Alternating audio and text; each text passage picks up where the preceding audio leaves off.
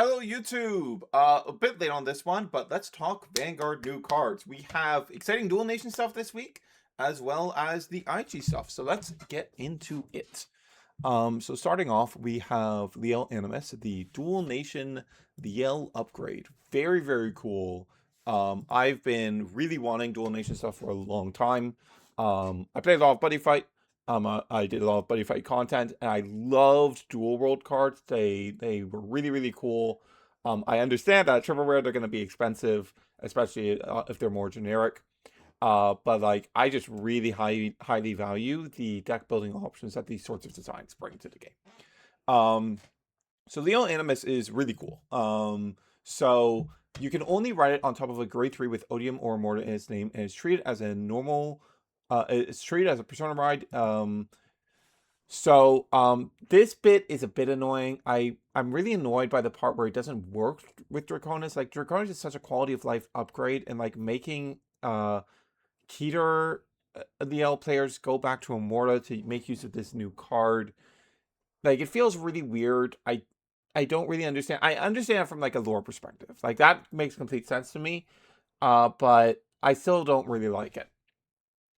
Then when it's placed on Vanguard, you choose a grade 3 with Odium or Immorta and its name from your soul or drop. And during this fight, this gets all of its names and abilities. So all the name checks are fine and all the abilities are cool. You look at the top 5 cards of your deck, choose up to one and either bind it or put it into regress zone. If bound, choose and put one from your bind zone into drop. If placed as regress gauge, choose and discard one of your regress gauge. So this like taking stuff out of the regress and bind is actually pretty useful to both decks, but I'm going to focus more on the Odium side because I think that's where this card is overall going to be most useful. Being able to take a card out of your regress is actually a really, really big deal because like I did a lot of testing with Odium myself. I was the designated Odium player in my play groups testing leading up to the our events in the DZ5 format. So one thing that I remember very clearly is that okay, so the line where you go on turn 2, throw a distorted bane into your regress gauge with the effect of the grade 2, and then thus you get to thus you make that turn super profitable, was always super good.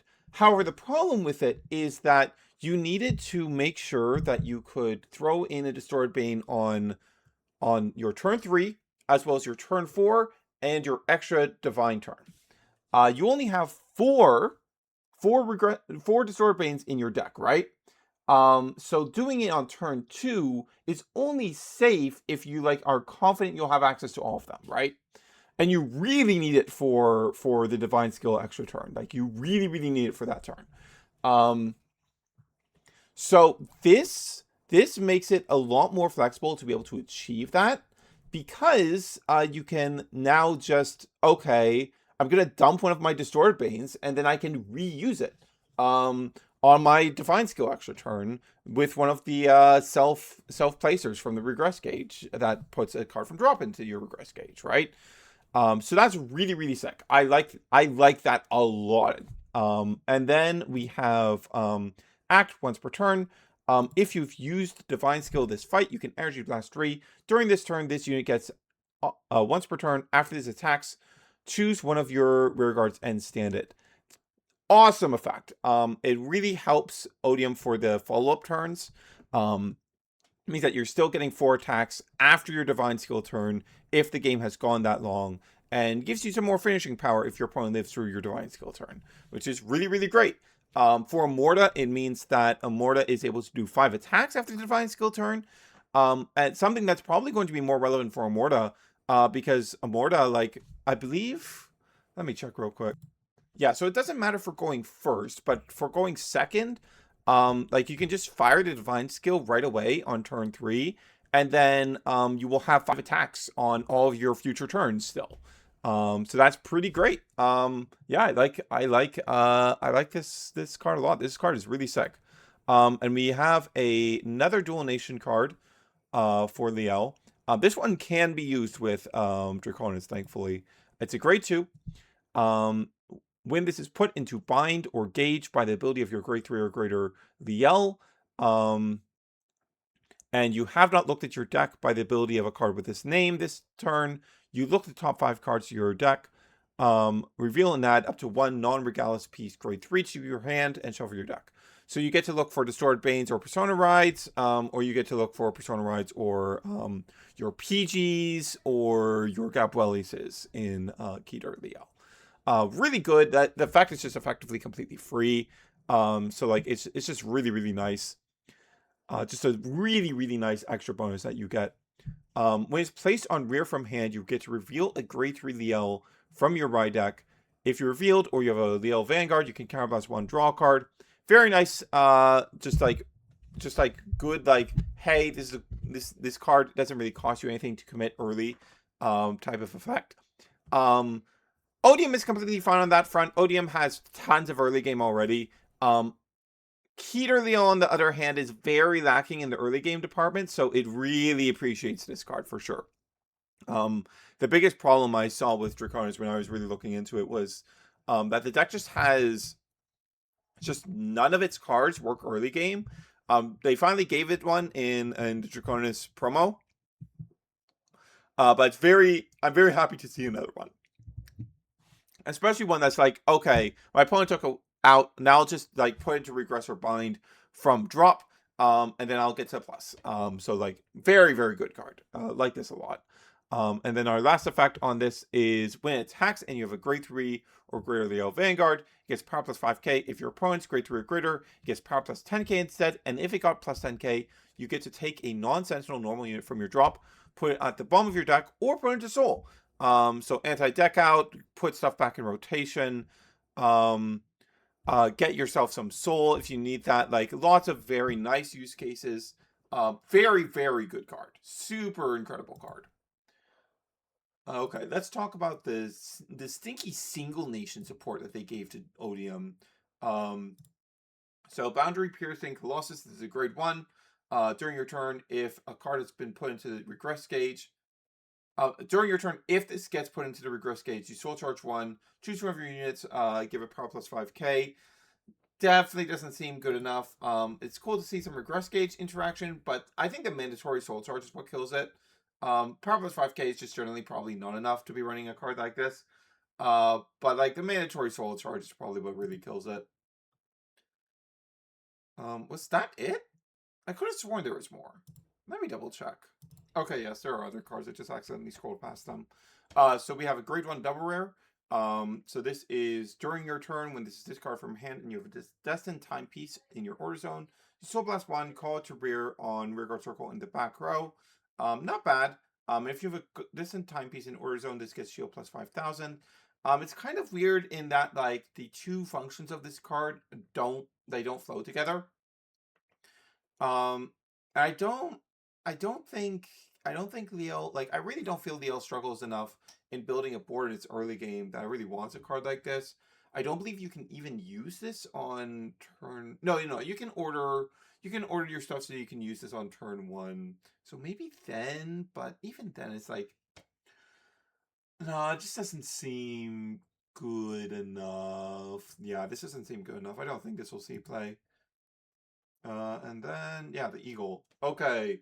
Back row rear. If your other rear in the same column as this unit stands by the ability of your grade 3 or greater Liael, you may stand this unit. If you do during this turn, this gets power plus 5k and can go to soul end of turn. So this only really works with the new restand ability that you get after your divine skill.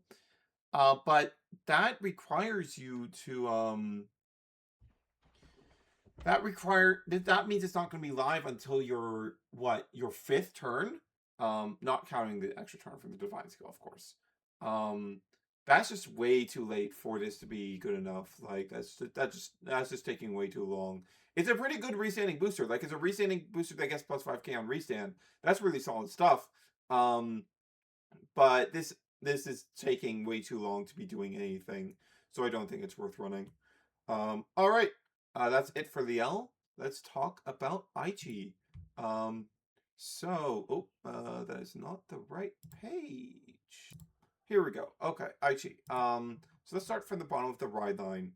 So we have Barkle. Does the normal D starter thing, yada yada.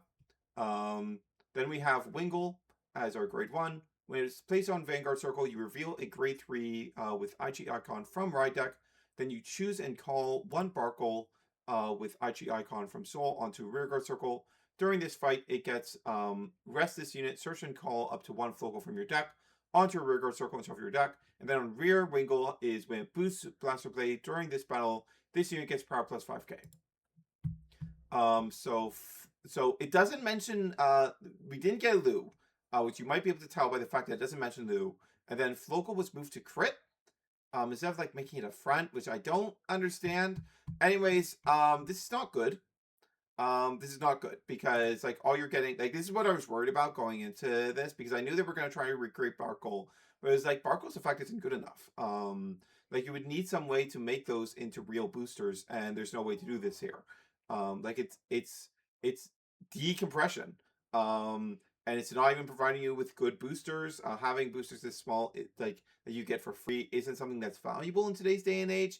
The difference between this and a real booster, which is going to be boosting for like 13, 18, is just way, way, way too big.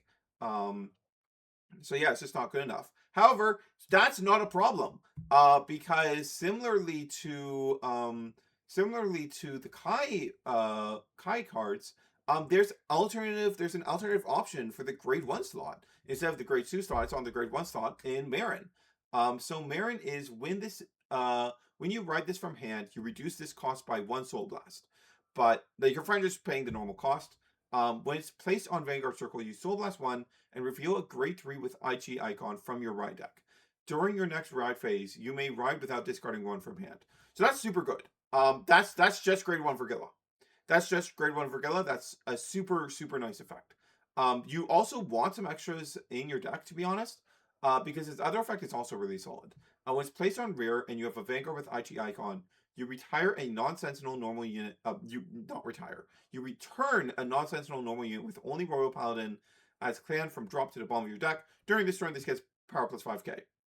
So this helps you recycle to keep targets in deck for some other stuff we'll talk about. Keep Persona Rise in deck as well. That's also pretty nice. And at the same time, it's making yourself into a 13k booster for the turn, which will help you hit some important thresholds. Really, really good card. I really like Marin. You definitely just run Marin in your ride deck instead of Wingle, and then you probably run a couple more Marins in your main deck. All right. Grade 2, Blaster Blade. When it's placed on Vanguard or Rear, you can reveal a grade 3 with Aichi Icon from ride deck. If you revealed, or you have a grade 3 or greater Aichi Icon Vanguard, use Counter Blast 1 or Energy Blast 3 to choose and retire an opponent's rear guard. And if it was placed on Vanguard Circle, you draw a card. So, so you're basically always going to be paying energy for this. There's basically nothing in the deck that costs energy. But this is super, super good. Even if your opponent hasn't committed anything, you're still going to get a draw 1, which like you're kind of overpaying for that with EB3, but that's like still fine. And like if they committed anything early, you get this immediate punish for their early game commits. It will make smart players consider stuff a lot more with like their early game commits, because it's like, okay, I know that as early as my opponent's second turn, this stuff isn't going to be safe.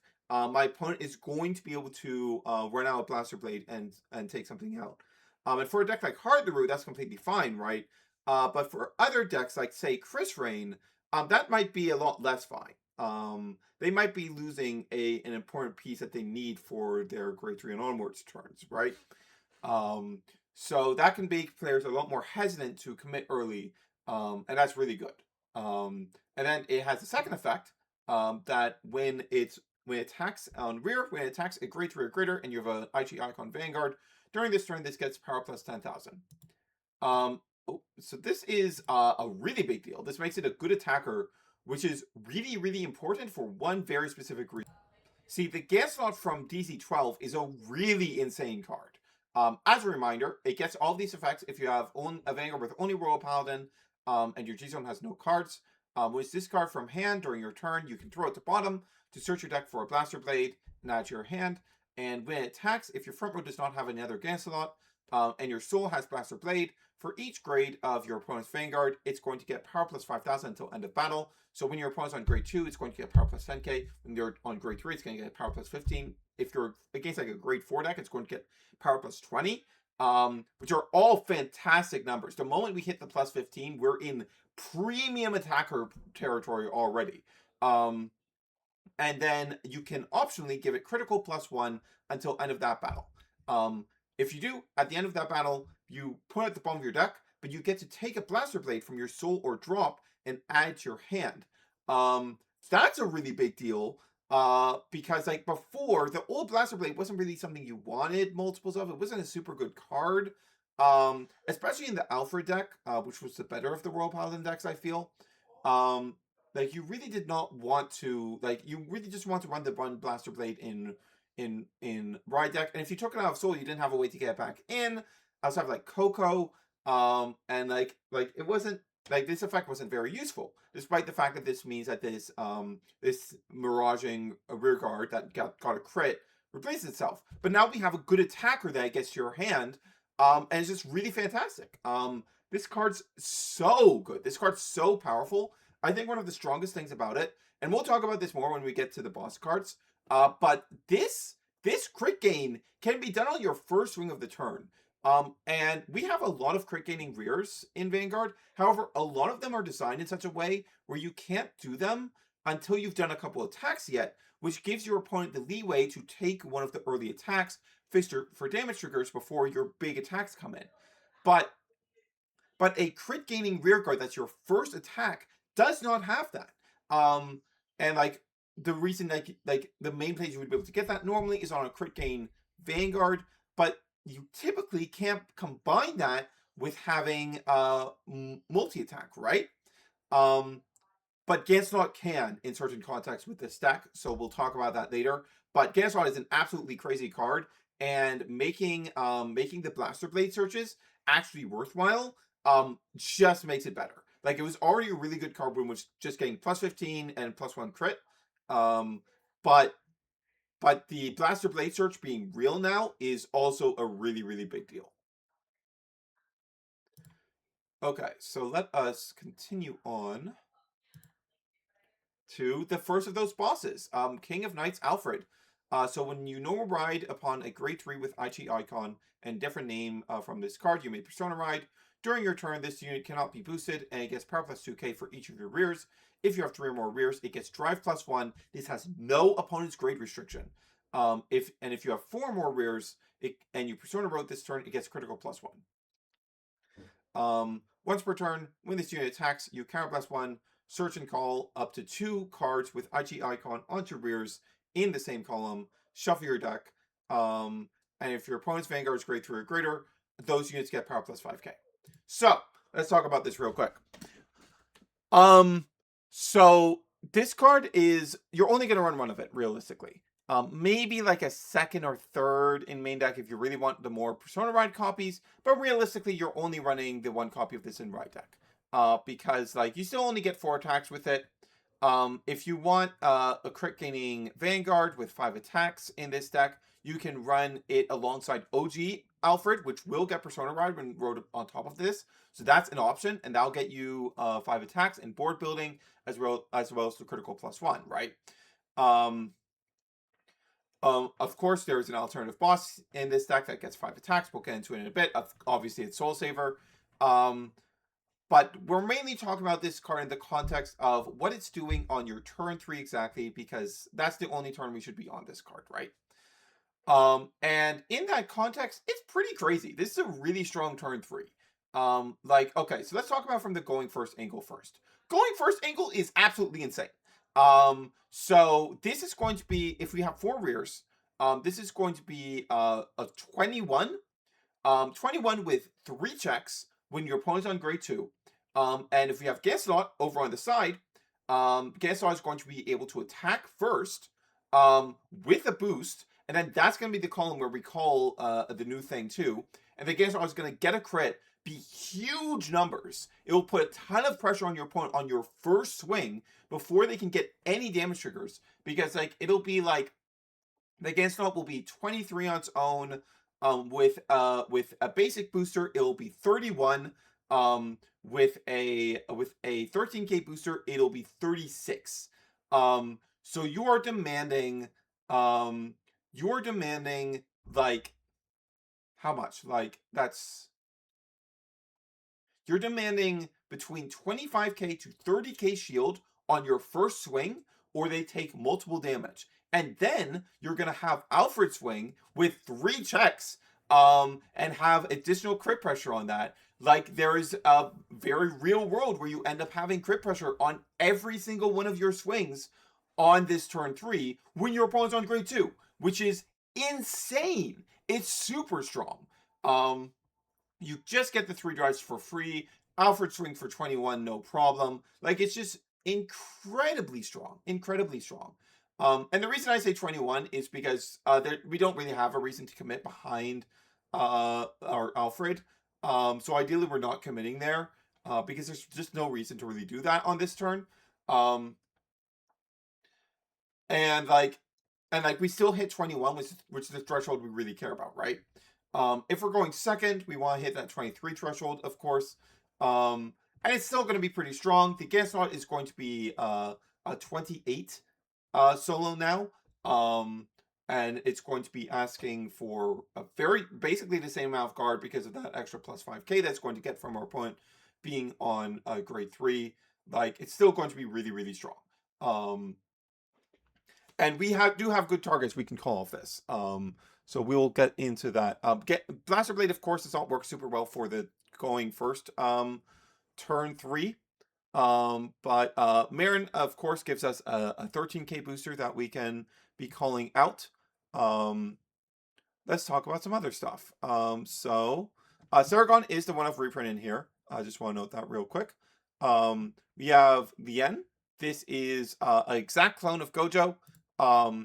When it's discarded from your hand during your ride phase, you can either call it to rear at rest or Soul Blast 1 to call it to rear. When it's placed on rear, you draw 1, then discard a card.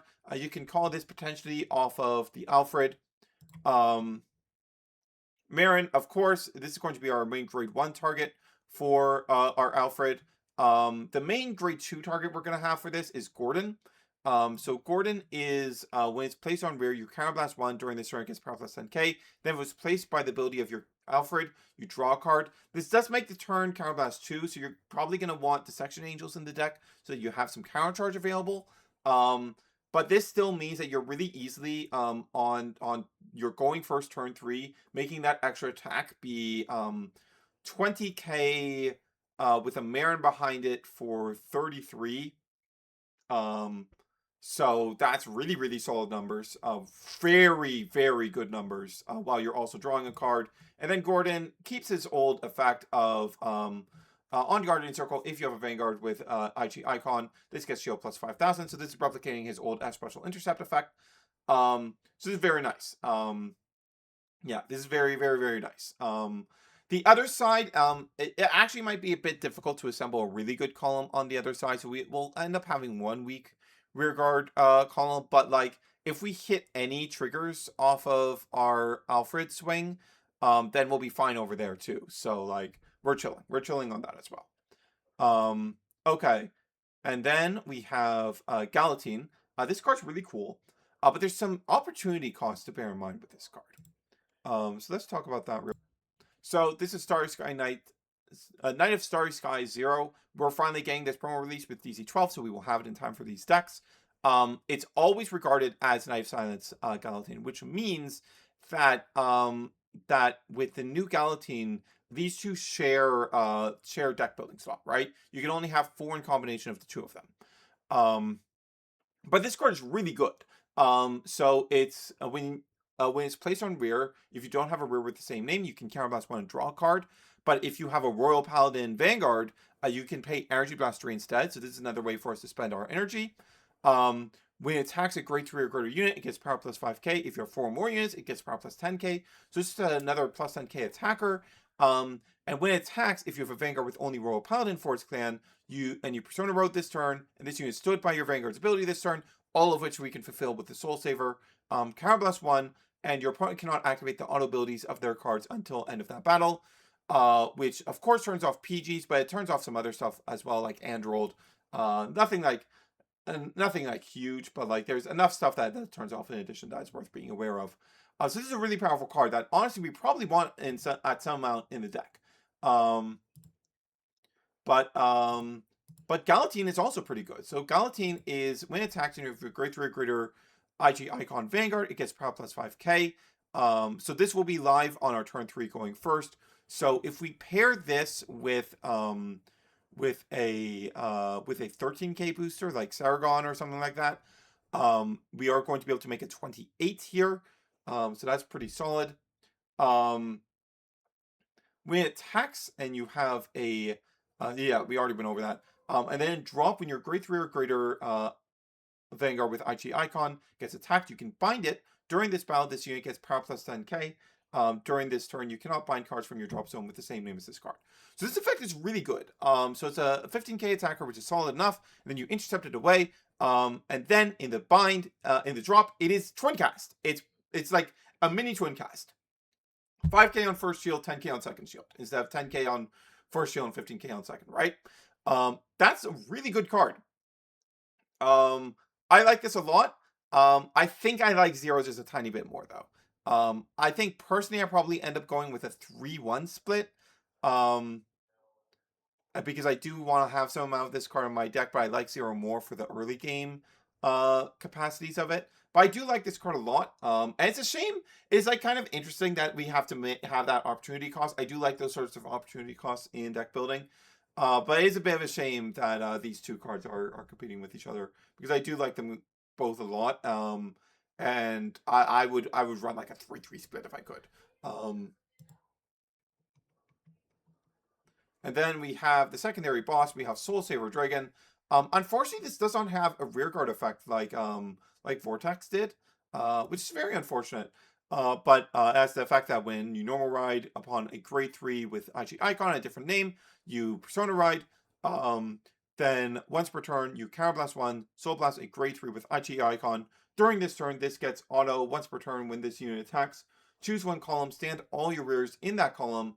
During this turn, it gets during this turn, they get power plus 5k. And if you're Persona Rod, you choose 2 columns instead. You may notice this is the exact same effect as Vortex Dragon. And then all units in your front row get power plus 5k. And then Guardian Circle, if you have a Vanguard with Aichi Icon, this gets shield plus 10k. So it at least does have that dual function. I'm a bit disappointed in Soul Saver's design. It's like way too similar to what Vortex is doing. Like it's trading in the plus 10k on rear, which was a really cool like multifunctional thing that Vortex was doing for this plus 5k to front row, which to be fair is really good. Like if you think about this for a second, okay, Gaslight is plus 15 already. Then it gets plus 5 from this. Then it has plus 10 from Persona Ride. So it is already 43 before we put in the boost. If the booster is at 13k, that is now what? 56? 56 first swing? And it's going to restand for 66 and a crit. Like, it's crazy. It's really good. And like you also get 0 up to really good numbers. Like 0 is going to be on first swing. It's going to be 20, 30, 35 plus a boost for 43 or 48. And it's going to restand for 53. No sentinels. Like these numbers are really, really good. Like as just a precon, I do think the Aichi precon is significantly weaker. However, like I think the weirdest thing is that deck has no board building built in, right? There's just no board building in here. The only board builder is like Barkle. Like why did Kai get a self-reviving rearguard? Duran, which looks top 5 for any Kai icon, and the Holland, which also looks top 7 for any Kai icon. Like those are really good board building consistency tools that deck has access to. That for some reason the Royal Paladin deck just didn't get at all. But like it's fine, because like it's Keter. We have access to it's an encounter deck in Keter, which means we get access to Coco. We get Nebula Knights, of course. Zero is a really strong card. Gansnot is incredible. Like we just have a ton of tools, generic tools that we already have access to that are like strong enough that like I do think the two decks are pretty equivalent in their power level. And frankly, the Aichi turn 3 is way better than the Kai turn 3. Like, it is not comparable. The Aichi turn 3 is kind of absurd. It is kind of ridiculous what you're allowed to do on the turn 3 of this deck. And Kai doesn't really match that. The turn 3 Kai has is very lackluster in comparison. But like it's still just a really, really good deck and has like built in a better turn 2 game. So like it ultimately balances out the early games. But there are a lot of like really strong points to the Aichi deck. Gansont, like I can't stress it enough. Gansont is just a completely absurd card. It's so good and it's so much better in the context of this deck. Like it's very, very strong. Like it a lot. Like True crit first rearguard swing is just illegal technology. That like what else can I say about it? That's just illegal technology. You're not supposed to be allowed to do that. A lot of current Vanguard design specifically tries to box out you being able to do that. And Gansont is able to do that on your turn 3 in this deck, which is absolutely insane. Having that crit pressure, especially on your turn 3, is so good. Because like on your turn 3, your opponent's going to have a lot of leeway. They're going to be a lot more willing to take attacks. So it can be harder to like force them to give you cards to make it easier for you to kill them later in the game, right? So a crit gain at rear guard like that swings with the first attack is just really strong. Like I really can't stress it enough. That card is so good. That what that card is doing for your turn 3 with Alfred is so good. And that alone like boosts my perception of this deck so much because that line is just so powerful. And of course, Nebula Knights is just a crazy card. Like, you have access to Nebula Knights. Like, what are we doing here? We have access to Nebula Knights. Like, you probably end up having to run Fire Regalis in here as your Regalis piece. Which, like, you don't mind. Fire Regalis is a really good card. Because, like, you just do need some help board building here, which is annoying. It's really annoying that that's the case with Royal Paladin of all decks. That's kind of supposed to be their entire thing. But still, like, really strong. You, of course, still have Sargon access as well. Like, that's also really good. So, like, you have a ton of really, really strong things going for you. And I think this is definitely absolutely on the same level as Kai. You're going to need to pick up some, like with Kai's really strong out of the box. You want bellies, of course. But you still have a really strong deck out of the box. With Aichi, you definitely do really need that outside support more, and that stuff like Dissections and Cocos and Nebula Knights probably are like, and Zeros, like those are going to be expensive cards. So Aichi is going to ultimately be more expensive to put together into its competitive form. But it's definitely something that's really, really good. This is definitely strong. All right. That's going to be it for me. This is Hunter Surge signing off.